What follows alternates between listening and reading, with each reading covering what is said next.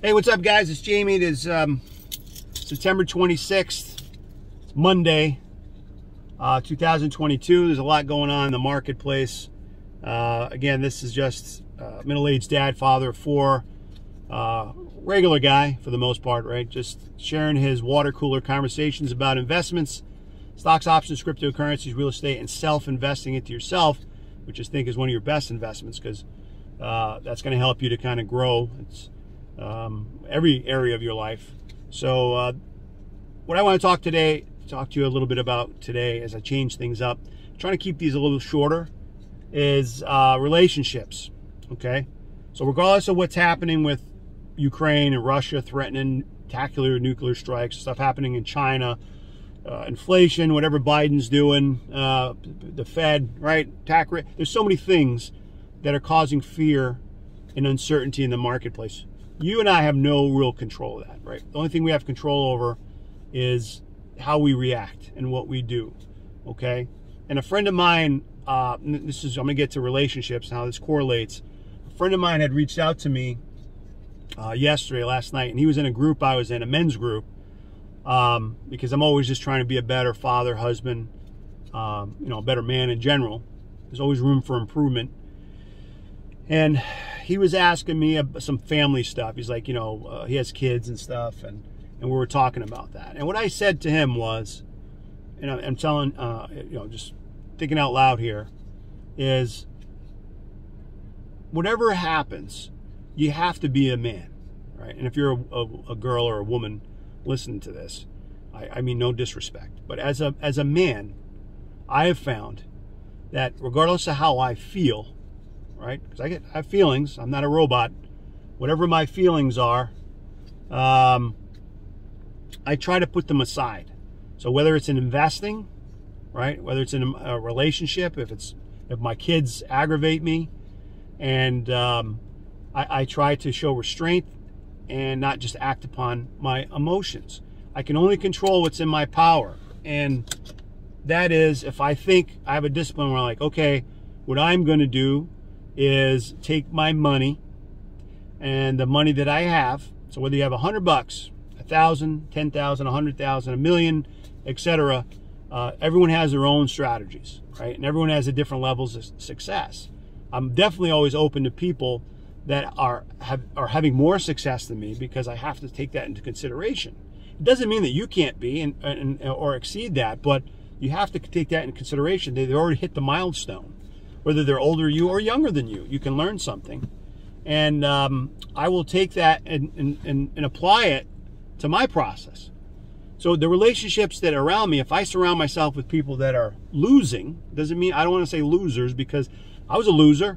I had a lot of bad things going for me. It doesn't mean that's the end. You can turn it around.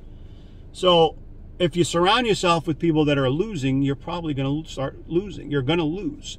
If everyone's broke, you're going to end up broke most of the time, right? If they're in trouble, you're going to get in trouble. If you hang out with winners, people that are winning, then you're going to increase the probabilities of yourself winning. So, I mean, simple stuff, right? It's just simple stuff. And one of the things that the gentleman and I were talking about was that I cannot control the market and the ultimate outcome. I mean, I'm a Christian, so I have certain faiths of ultimately what's going to happen anyway. But I'm like, hey, in the meantime, I got to just keep doing what I'm supposed to do or try to, do better. And if it's one component is money, managing your money, you got to say, where's the best place for my money? So if you're cashing up, as I heard Larry Jones say the other day, I thought that was a good terminology. You have your money available, and some of the money you're just going to leave, as things are crashing and going down a leg lower and lower. You're going to be like, hey, I have faith that it's going to rebound, and it might take months or longer. It might take a year or two or longer, I don't know, before things kind of head back in a positive direction. I mean, historically, they generally turn around, but again, there is no absolute guarantees.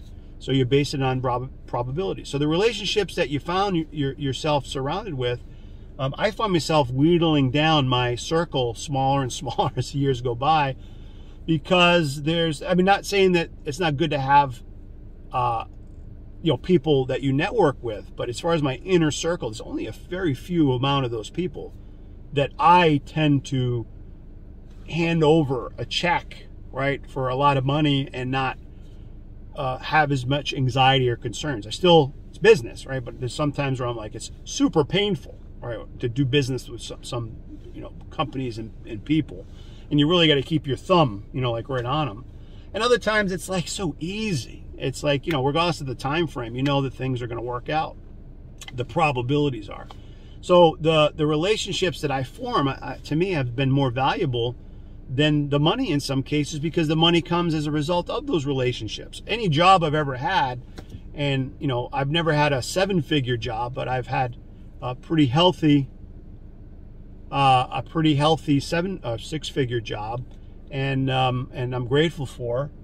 It has been a result of not of my education. I have a high school diploma, but as a result of my experience and my track record of consistency, and then the relationships that I formed over those many years, where somebody would say, "Hey, Jamie's the guy," right? If you have an opening and he's looking, this is the person that you should consider as somebody for that role.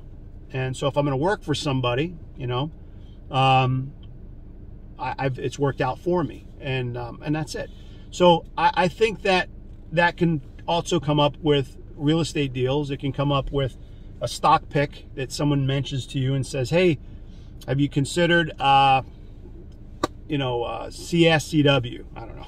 That's probably not the best one. They just did a 40-to-1 reverse split.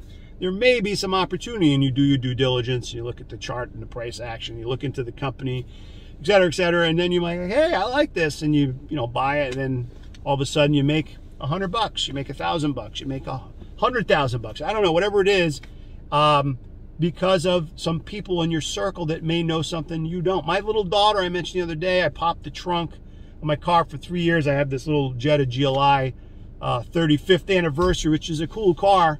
And I never knew that this back seat here goes down.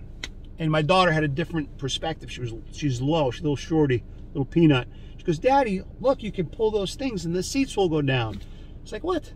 And I looked down where she was looking, and I saw that, and I didn't even know that you could do that for 3 years. So just like this, my whole life changed in this car. I was like, I realized that I now can put the seats down and put some stuff in it that I couldn't before. I thought I had to get another vehicle, borrow my wife's truck or my mother-in-law's truck, or take one from work or whatever, rent something if I needed a little more space that the car didn't provide because that seat didn't go down. It went down the whole time. So sometimes the things that are right in front of you, someone in your circle can provide perspective that you didn't have, that might enhance your opportunities that were there the whole time. So anyway, that's all I was thinking. I'm not a guru, just sharing what I was thinking this morning as I go into the marketplace. I know there's going to be more red. There's going to be more, some more extreme volatility. And, that's a video for another day, like what should we do? Or what am I doing, right? Not financial advice. But, okay, guys, have a great Monday, and I will see you tomorrow, okay? See you later.